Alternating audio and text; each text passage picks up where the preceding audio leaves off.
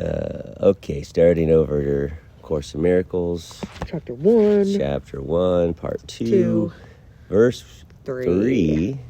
And we ended off with we did verse 1 and 2, which my brilliant synopsis was Revelation is right being, miracles are right thinking, revelation experiences outside the dream, and miracles are action in the dream.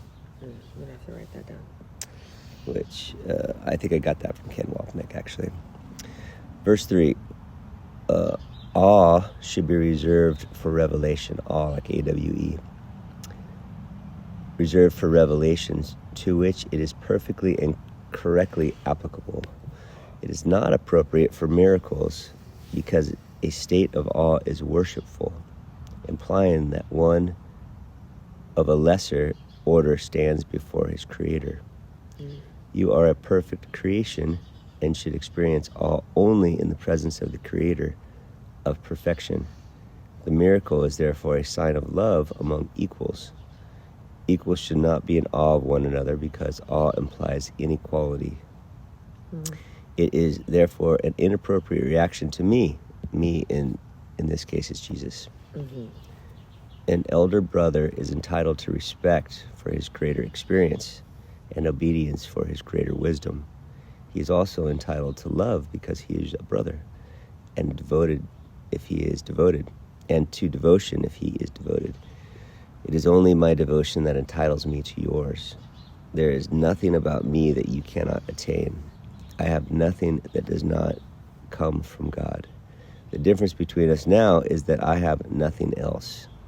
This leaves me in a state which is only potential in you. So that line, there is nothing about me that you cannot attain. I have nothing that does not come from God. The difference between us now is that I have nothing else. And so it points also to that the barriers to love is the only thing we're doing. So it's not like you're trying, Jesus is saying, hey, we're the same. The only difference is I know it, you don't. And the way to get there is not because I have more than you, it's because I know I only have that. And you think you have all these separate special characteristics. And we love our special characteristics. I love my identifiers. Yeah. Like my uniqueness and my beauty, things that make me more beautiful and more unique and more special and more identifiable and more, and the word it really is separate. And all these things that we count as value are really separation identifiers, which is strange if you think of it that way, because separation is the source of suffering. And so we end up cherishing the things that separate us, and we end up repelling the things that connect us and unify us. And the Course actually says that the thing that we're terrified the most out of everything is not fear, not condemnation, not anything, but the thing we're terrified the most is love, because love is all encompassing. And if we were to fully give ourselves to love, the ego feels like it would be annihilated, cease to exist. And it is true. And so we build up these blockages and boundaries to loves, and we hold them and cherish them and build a story around how they're great and how you should cherish them as well. And then the world as we know it is created. It's pretty crazy. No, Jesus. Yeah, that's quite something. God is quite something. Yeah, I think I'm better than my husband all the time.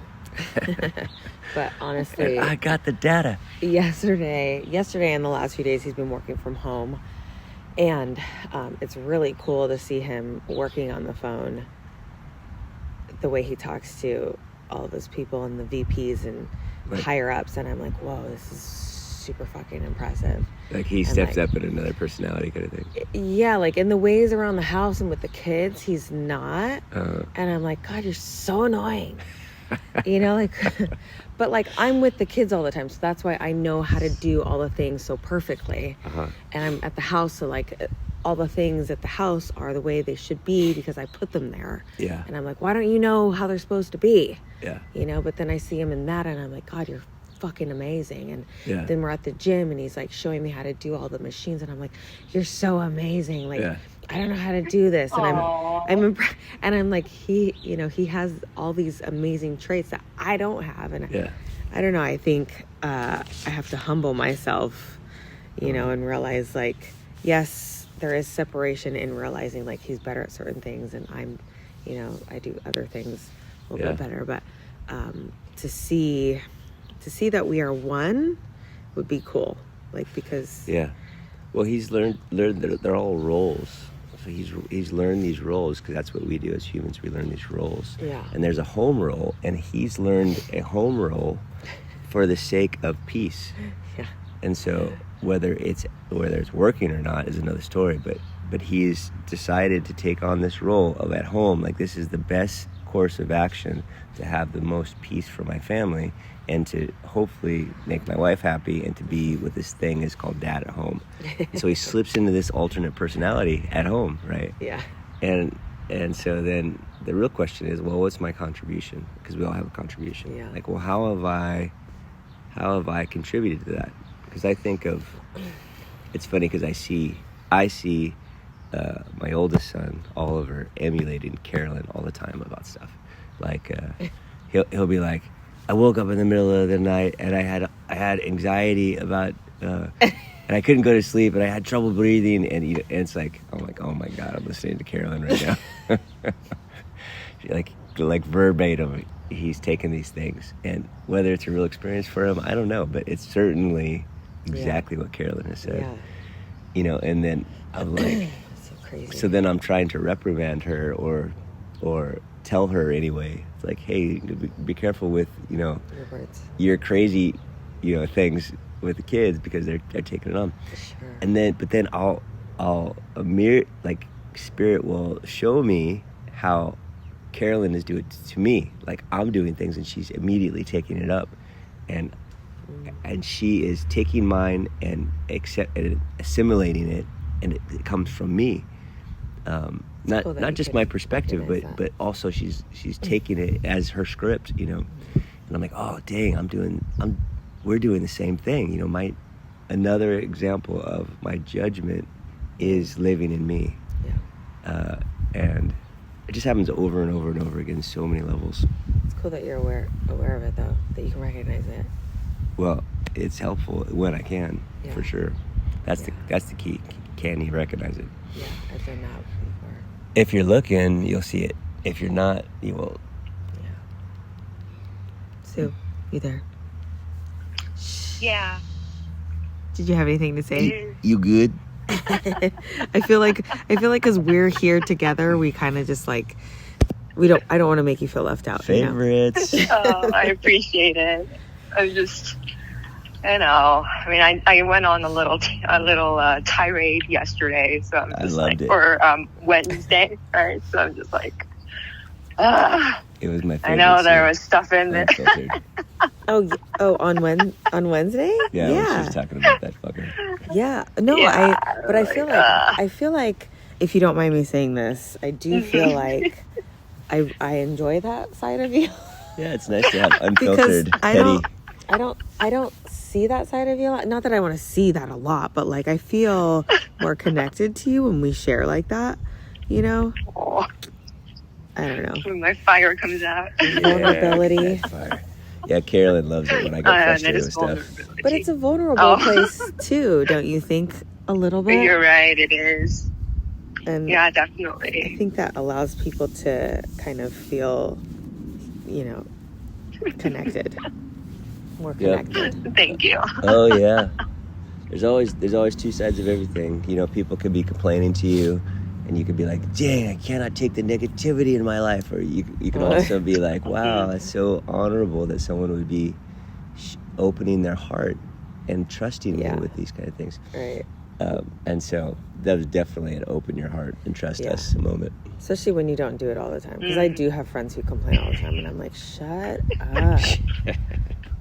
Yeah, I do make it a point, and that's part of why there's some people that I stop talking to because I judge us being complaining all the time. Yeah. But then I think someone else pointed out to me, it's probably because you don't let yourself complain. You don't let yourself have that. Yeah. And so when you see somebody else It's very letting obvious. themselves, Yeah. So It's Contrast. I think it's really healthy to see versions of yourself, even if they hardly ever or maybe never come out, but are in there. It's helpful to be graceful for the other humans in life that are not performing so well. Their personalities are not as developed. It's been helpful for me, and because I judge my mom as a complete degenerate, but there have been times where I'm like, well, I get it. She's in survival, If I thought I was going to die all the time and everything taken away, I would act exactly like that. Like, is that Edward? Or that's you? Your cat? It's Coco. Yeah. Oh, maybe it is Edward. I think it's Edward. Oh, it is Edward. Sorry, we're having a cat isolation. Oh. A cat identifying party. Yelling here. at us. Anyway, you got anything, or you want to keep reading? Yeah, I was wondering because, so I know you were saying, the text was saying, we need to, we should reserve awe, we shouldn't be in awe of our brother, we should be in awe of creation. Creator. But then, creator, not creation, but we should be in awe of creator, not creation. Thank you for that. But what we're talking about now with the judgments and then the humbling, is that the same as being in awe? If we're humbling ourselves to be like, kind of. wow, they're so great. Well, the humbling. I'm in awe of myself because I'm so humble. Isn't that what they say? If you have to say you're humble, then you're not humble. Yeah, that's really funny. My dad called me the other day. He's like, I had a chance to talk to these people at this AA meeting about humility, and I showed up and there was only 5 people, so I rescheduled it until I could have a bigger crowd. I'm like, it's awesome, Dad. Thanks for sharing. But there is a humility. There is a humility that is real and humble. It's actually an equestrian term. It means power under constraint, and they'll use it for a horse, like a big ass, strong, crazy horse that's terrifying that has been tamed, and that horse is humble. And it's only for these stallions, these wild stallions. They're strong as all get out. Terrifying even, but they've been humbled because they have constraint, and so this awe is for the Creator. And in the context of a course, the Creator is us, is consciousness, is thinking itself, and that thinking is us, but it's not us as in the character. It's us as in that version of us that is with Jesus in the crowd, and Jesus, us with Jesus in the crowd, is also not just another separate version of us. It's a pointing to a bigger, connected, all-encompassing version of us. That's the real us. That's beyond the scope. It's beyond the scope of the course to even understand that part. And so what it's saying, though, is respect and appreciation and what does it say that Jesus says? The Greater. The devotion, yeah. Oh, that entitles. Devotion to our elder brother, devotion to Jesus, because he's just been doing this longer and is down the path a little bit. So it's like Jesus is right here, close enough to reach down and grab our hand and pull us up. That's why we love Jesus, because he's close enough to grab us and pull us up a little bit. I read this, one of those videos that, that salt video that I sent you. So I had to listen to it that channel, I forget what it's called. It's basically going through all the Edgar Cayce readings. And Edgar Cayce was a famous psychic he's this fundamental Christian Sunday school guy that was very conservative. He never said any of these crazy stuff. But then he would put himself into this trance, and he would immediately flip into giving these readings in a semi-unconscious state. And he would give the craziest stuff, freaking everybody out. And he had a stenographer that would write it word for word. No way. And he did like 1,400 readings in Virginia Beach in the 40s, I think it was. And people would get healed, and he would like tell people about their past lives, like crazy stuff that was way out of the box for him. Channeling somebody? Yeah. Something. He called it reading the Akashic records. It's like he was able to just read But he knew he was doing that? He was unconscious, semi-unconscious, because he would put himself in the trance, and then it would just flow through him. But he knew he was going into the trance and all that. Yeah. That's crazy. But he was not he would read the readings, and he wouldn't know that he said it. Yeah. That's crazy. But did he believe that he did, though? He was freaked out. He believed he did it, yeah, but he did not agree with a lot of his messages. His personality didn't. That's crazy. It would freak him out. That is wild. But one of the ones I just listened to, which I thought was rad, was Jesus, the life of Jesus in that 17 years. That's not in the Bible. In that 17 years that he was in the Bible, they're like, where was he at, right? Egypt. So it talks about him traveling around India. and being trained by all the mystery schools. And the mystery schools were all like the Eastern philosophy and all these things that would teach healing and metaphysical understanding, and even the miraculous, right? Being able to control the physical environment. You're saying like before he did his ministry? Yeah, that time in the Bible. Oh, got it. It was him in the temple teaching the teachers as a kid, and then he doesn't show up until he's 30, and he shows up on the scene as Jesus. And that message that he gave, it says that people think his ministry started at 30, but the reality is, from those messages, is that his ministry was ending at 30. He did all the work in those 17 years, and that was his finale. That he was showing up and doing. But I thought he lives after his crucifixion. Well, I mean, that's a talk for another time. A perspective, right? So what is living? Like, do you need the physical body to live? Well, not according to a horse, right? You are not the body. Can you show up in an etheric or even an astral body and look exactly the same and even have engagement with the physical world? Yes. You can. That's possible. And because those forms of physicality are very close in resonance. Right. It's possible to engage. Like Persa and Arden. Yeah, that's right. That's right. It's exactly like that. And so he had been able to access it.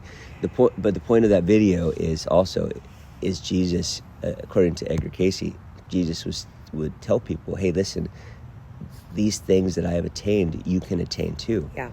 And when he said, follow me, it wasn't like repent of your sins and worship me. It was literally, hey, come this way. I've exemplified the way. Do as I'm doing. The body is nothing. Everything is spirit. You can't lose. You can't be separate from God. Like these kind of concepts. Yeah. Repent of your sin, as in turn away. Let it go. It's holding you down. Let loose your lines so that you can float up and your resonance can be higher. Like me. It's beautiful. Over and over. Like me. Follow me. Be like me. Yeah. And he said, let it go because it doesn't have the value to the point of death, which is what he ended up doing, which might be the results with that kind of thing in this world, right? Because the ego, its last resort is to fall on death, because if you can die, then it proves you were really there. Because if you're not really there, you can't die. And so last resort is that it will fall on death. Anyway, that does that answer what you were saying? That was a lot. What was the question? Kind of. It was the question was, is being in awe, like, how does that fit in with like the whole humbling of yourself? Like, oh yeah, well, this person that I find that I can judge as being like this in this way and judge them like they're also good at these other things, like, so like elevating that other person, is that the same as like the elevating of the other person? Is that the same as being in awe? Yeah. Or probably, right? Yeah. Being in awe, I don't know. I can't remember another reference what the Course is talking about, but when you worship something, you're immediately putting something else above you. And so Jesus is saying, I'm not above you. We're the same. I just have realized that I have nothing else but identity with the Creator. You have identity with other things. Mm-hmm. And so if we're exactly the same, so you don't need to worship me.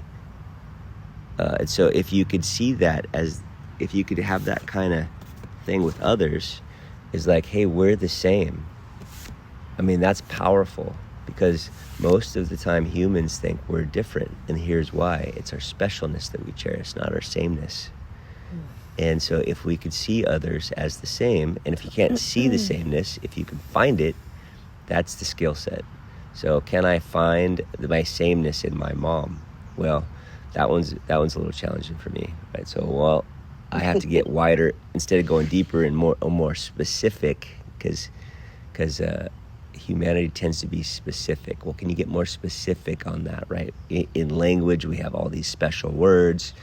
We get microscopes. We when we have things that are really valuable, like a diamond, we get microscopes and we judge the purity of it, right? What are we doing? We're getting more specific and more tiny and like all these little particles. Well, spirituality tends to get more general and more hazy, less specific and clarity of the parts. And when you get hazy, you have a wider view. All the little distinct edges start to blend together. Mm-hmm. There's no like pinpoint anything. It starts to become one image. That's right. And so if it is one image, there's nothing there to worship anymore. Yeah. There's no specific part that you can separate and say that one's better than the other. So how do I do that with my mom? Well, for me, I can go really wide and be like, wow, thank you so much for agreeing to incarnate as this horrible person. You've done incredible as a horrible person. Yeah, like the villain in the show. That's right. You're like, there's such a good actor. There's such a good actor. Oh my gosh, you've given yourself to that character so completely. I believe you like every time. In this movie. I hate you so much. You're doing so good. Yeah. That's right. And so that's really far out. That's a really far zoom, but it works. It works for me when I remember it, but I don't remember it when I'm being my character as the one who hates.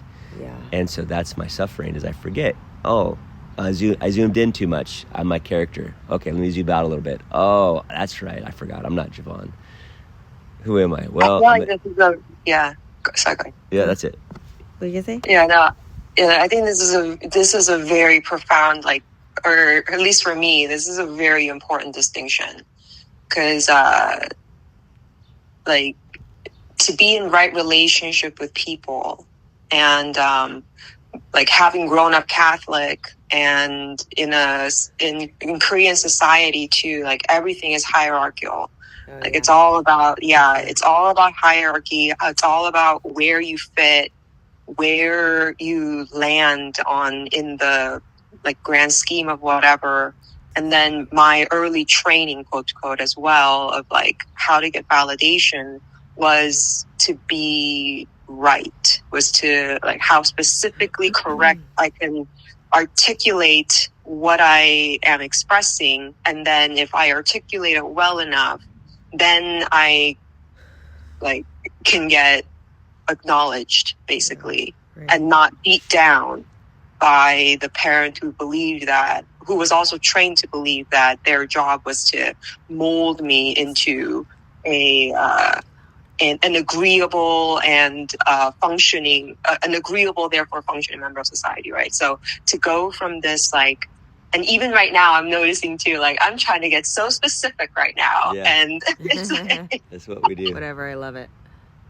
I love it. It's what we do, and we want to define and explain. And for what end? Well, we want to be right. We want to know where we're at in the continuum, and the whole, and even the whole spiritual community.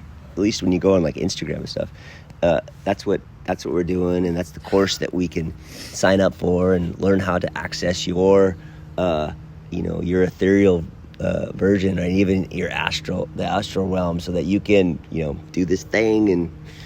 And are they real experiences? Yeah, they are. They're real experiences. It's not a bad thing. It's just it's the mechanism for suffering. That's what we... You know what, also, I think that, yes, they are the mechanisms of suffering.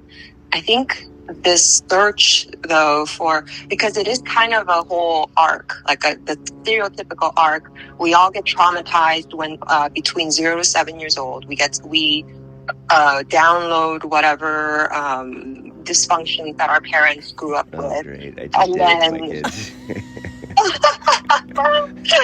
And then it's the whole and then those things serve us, right? In the way they serve us to get through to like midlife. Yeah. And then we are then able to start coming back, basically, like, and peeling back the layers. Yep. But without those lessons, anyway, what I'm trying to say is, like, I think this whole specificity that I'm looking for, and these like structures that I'm looking for, these are really just to help us to feel safe, or help me to feel safe, like to feel safe enough to let these things go. Like going back to the root chakra, like feeling like, and like, it's so meaningful to me that you guys would be like, it's so like, and to say like, you can, that you able to find me more relatable and all that when I do go off on these, like, what I judge as being like, bad moments. And then, so I think it really is all about safety. So it's like I think that's going to help me to see the sameness a little bit more.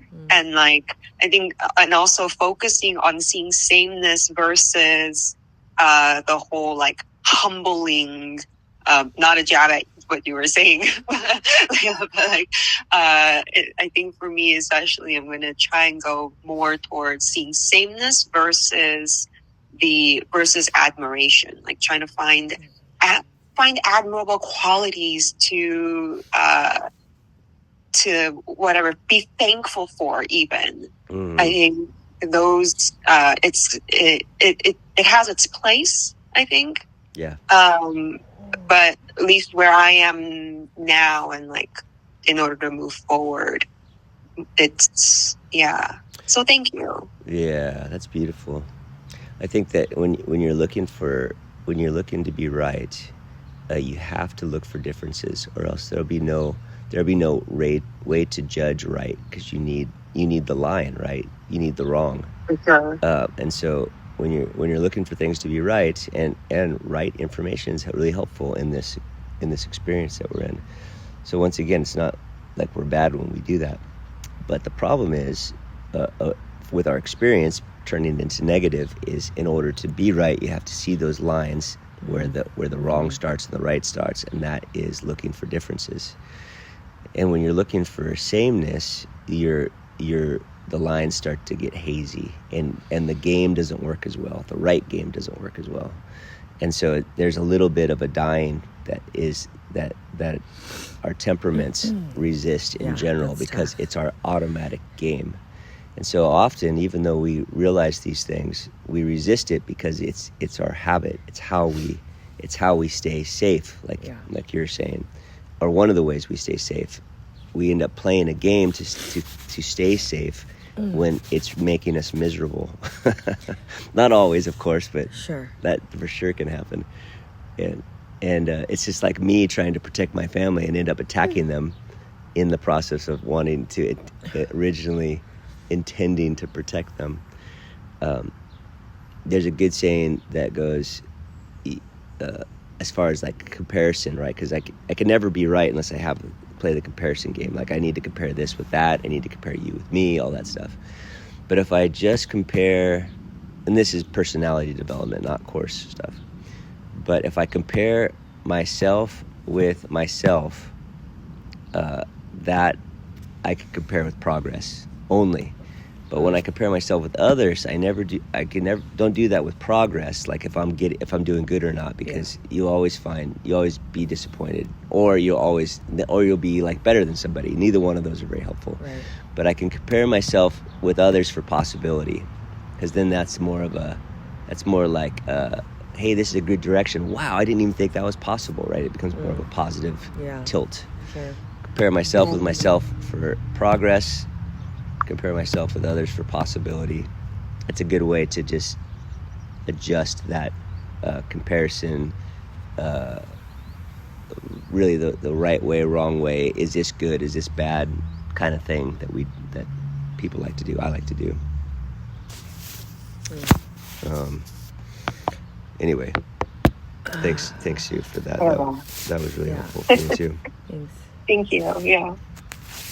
I was going to say, when I try to be right in arguments, lately, I've been trying to, we've been talking about this for a long time, but I was just thinking about me when I'm trying to be right, because I like to be right too, in arguments, especially with my husband. And I've just lately been trying to say, like, okay, what could I have done, like, different in this situation? Kind of like what happened yesterday when I was going to blame the kids, because I let them drive the golf cart when we were golfing, and they went over something, and the cart almost fell over, and I fell off, and I hurt my wrist. No. And immediately I was like, it's not a toy. And I was going to get mad, and I just like took a moment, and I was like, what did I do wrong? Like, the guy at the front gave me the key, said, you're the adult, you're supposed to drive. So it was my fault for letting them drive. I can't be mad at them, you know. But yeah, so I'm trying to look at situations in my life like that, instead of, I'm right, you should be doing it my way because this is the right way. I need to think, like, how could I have, handled that discussion differently? I don't know. This is probably off topic, but that just came to mind when we were talking about being right. So no, it's a good perspective to have in general, because if someone else is the problem, well, you're immediately lost your power, because they're the problem. Yeah, they're the problem. It's nice to give it away. That there's like a knee-jerk reaction of it feels better, right? Because it's your fault, not mine. Yeah. But there is also the part of it that's what's that called, there's a victimness part of it, right? Like, you're the problem. I'm innocent. I'm a victim here because you've offended me. That part of the thing. Oh, I didn't even think of it like that, Devon. I don't want to be a victim. If you're a victim, that there's a reward for being a victim, and the reward is you don't have to do anything because they're the problem. Well, I would do something if I was the problem, but I'm not. You are. They are. It is. Like that. I never thought of it that way. But the downside of being a victim is you're powerless. Yeah. That sucks. Yeah, for sure. So every time that there's a problem outside of me, if I can say, well, where am I responsible? Like you just said, it empowers us. Fuck. And the worse the situation is, that I can say, where am I responsible? Like, even all the way to your horrible ex, Sue, there's places that you can be responsible, not for what he did, but just for your experience of the whole thing. Yeah. Like, how could I have engaged more? What could I have done? Yeah. How could I have taken responsibility? Could I have stood up for myself faster? Could I have just moved on and put myself in a different thing? Could I have been more clear? Could I have walked away?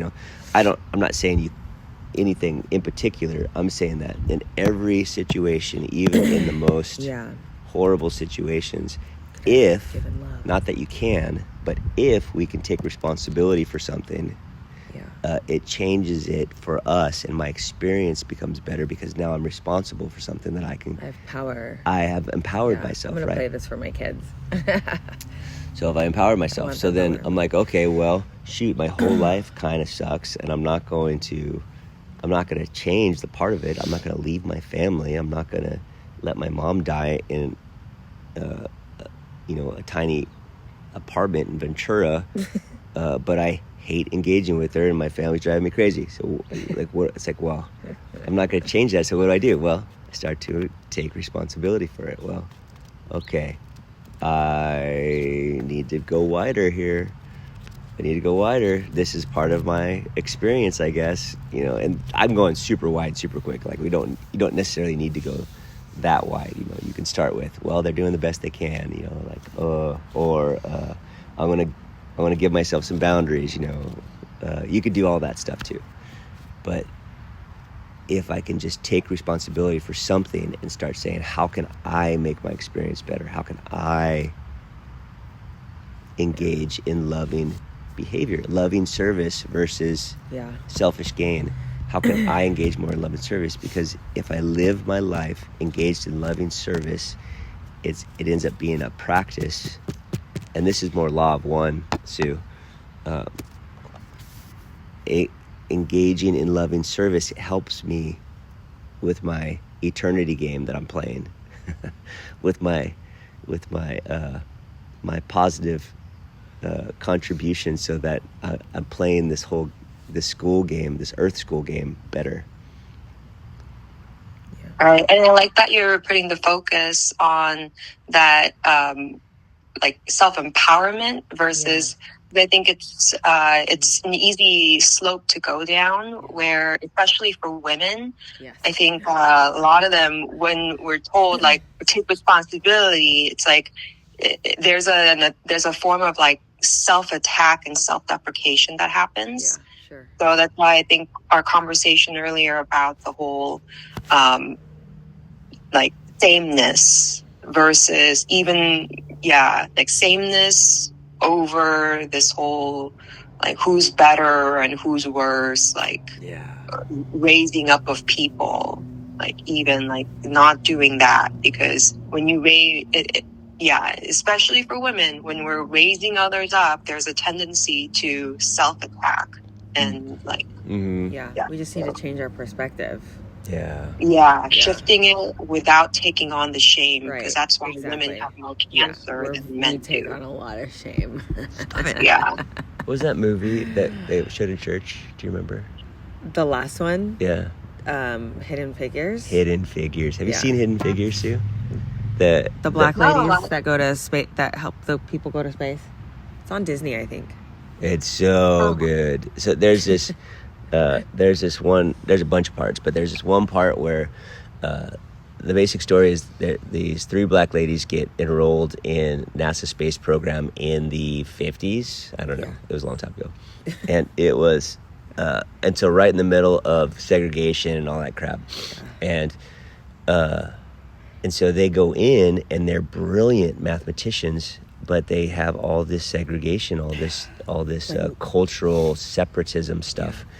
And at this one point, the guy who's running the program, which is, what's the actor? Oh, I love him. Kevin Costner. He's like, why are you gone an hour and 40 minutes every day? I keep asking for you and you're not here. And she's standing there wet in the room, Because it was raining. In front of all the engineers. And she just goes off on him about all the stuff she'd been holding back. And so she goes off like, I have to walk 30 minutes one way to go pee. The bathroom. Because there's no black restroom. I don't have a black restroom. I don't have a restroom here. He's like, what do you mean you don't have a restroom here? And then she goes off, and he didn't know that. She's like, people won't drink coffee after I touch the pot. And just goes off. And so there, in my mind, there's this moment in the whole room, everybody gets quiet and terrified, and Kevin Costner's quiet, and she just like lays out the ridiculous situation. It was this culturally acceptable, ridiculous situation about how she has to do these heroic things just to go pee, or to drink a cup of coffee, and there was this thing where like, wow, we're the same. This doesn't make sense, and it was the first time that it happened. Maybe in these people's lives, to have a black woman that's the same as them. And the whole room kind of got it for a moment, and it was a crazy moment. And then she packed up her stuff and walked out of the room. And then Kevin Costner got this crowbar and beat the shit out of the sign above the bathroom. the sign above the bathroom that said whites only, And it's like, wow, could all of our controversies be... Could that be a sign of how our controversies could be. Like these Yeah. things that we just think this is how they are. I'm Interesting. sorry, you just have to go walk a half a mile to go pee, and we're not going to drink after you because you're a whatever, fill the blank. And could there be sameness in everything, and could it be miraculous when we see sameness? Like even the smaller moments in our lives. Of course, smaller than that. That was the an homeless epic person, or like homeless person, the guy who looks like he's gonna rob me that's standing behind me. Yeah, that's right. Now, am I gonna let the guy rob me? Am I gonna walk down the dark alley? And that part of town that I know is dangerous. Well, don't do that. Fuck no. Don't do that. Yeah, but do I need to see the guy with a tattoo on his face is instantly going to stab me and start reacting like he's a terrorist? Yeah. It's like, no, I don't have to do that. Yeah, for sure. Especially when people are, we do have a friend who's got like swastikas tattoos on his face, but he's our friend. Yeah, that's right. And he's like, yeah, it was something I fucking did when I was in jail, and it was a mistake. And in hindsight, it was a bad idea. when he came to our house, he was there was like 50 people in our house, and he was like, do you mind if I use your restroom? Yeah. And I was like, why the fuck are you asking? Nobody else is fucking asking. Yeah. But he was just so polite. And I was like, I feel like almost he had to be over the top polite because of all the shit on his fucking face. Right. He's communicating something else constantly, so he has to overcome with some language. Yeah. It's crazy. But the judgments that he gets, I'm sure. Oh, yeah, for sure. That's intimidating. Face tattoos. Swastika face tattoos. He's a real, well, now he's in Hell's Angels, but he really is a nice guy. He's a nice guy. Well, every asshole is somebody else's nice guy. It's just how it works. Everyone you hate, somebody out there likes them. And it's just like how it works. Well, usually. Which is astounding. Like the people you can't stand. Like my mom drives me nuts, but she actually has these people that really, really like her. Like her little people where they all hang out and commiserate and be degenerates together. Yeah. They love her. Complain about life together. They complain about everything and tell how they're sapping their family dry of all their $20 at a time. Once in a while they get 200 at a time. That's a good day. Oh. Wow. That's very generous. I know. Glad we got through another paragraph today. We got one verse. I love it. This is fun. That was epic. We'll make it through the book by our deathbed. Well, the good news is that the course is very repetitive. Yeah. Yeah. It's very repetitive. I think that's why I love it. It's awesome. Yeah. But I am excited. Like, I feel like because it's so repetitive, we could skip to like the gifts of the kingdom. Oh, you could. And the extension of the kingdom. Kingdom is forever extending because it is in the mind of God. There's a definite different perspective of how things are written in the different sections. Yeah. And so they're fun. I like reading the different ones for sure. Yeah. Okay. All right. Anything before we go? Sue? Well, that was good. That was great. Cool. You're great. You're great. You're great. What's everybody doing this weekend? I am